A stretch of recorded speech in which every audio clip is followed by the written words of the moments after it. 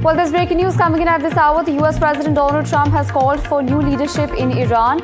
Now, Trump has responded to Khamenei's remarks. Now, Khamenei, remember, that blamed Trump for the casualties in the protest. Now, he's further gone on to say that the criminals will not be spared. These are important comments coming in from Khamenei, who, remember, happens to be the supreme leader of Iran. Now, these are new statements coming in from the US President, but the US President has gone on to say and even call for new leadership to be imposed in Iran. This is the US President's response that comes in after, of course, a statement coming in from Iran's supreme leader.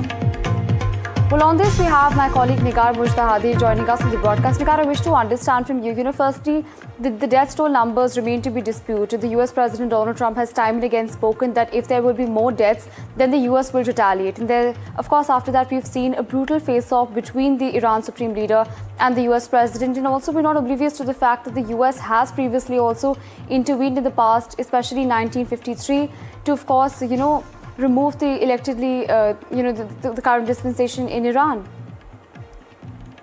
Well, I mean, first of all, the number of verified deaths in just 2 days is at least 12,000. At CBS News, they're reporting that number could be up to 20,000. Now, there's a lot of back and forth between President Donald Trump and the supreme leader of Iran. And in the meantime, scores of innocent people are dying. They've enacted essentially martial law in Iran right now. People are barricading themselves in their houses. There are still small pockets of protests happening here and there, but they have killed so many people. I mean, pretty much any Iranian that you speak to in exile knows somebody who has been killed or is connected to somebody who has been killed. Right, Nigar, I also wish to understand from you, you said that of course, the number of casualties is as many as 12,000 in the past 2 days. I also wish to understand from you, while all of this is happening in Iran, there seems to be statements made by the Crown Prince, who is in exile in the United States. How exactly are Iranians viewing that?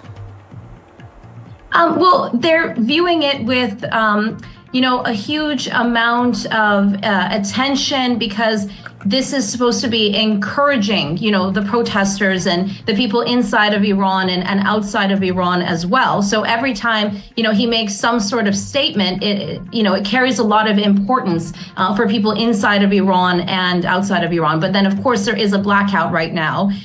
Some people are getting things out through Starlink. There is the risk of execution if you own Starlink, and they are able to, at times, through GPS tracking, know who has it, who doesn't. So it's very hard to get a sense of what is exactly happening in the country right now as a result of that blackout.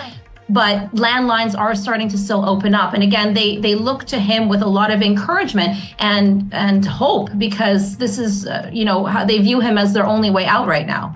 Right, absolutely, Nigar. And in addition to what you just mentioned, I believe there's also BitChat that's come to the fray, and Nokia, which is allowing Iranians to connect with one another using Bluetooth messaging. So that allows them to, of course, sort of surpass whatever, checks that the regime has in place. But thank you so much for joining us and sharing those updates with us.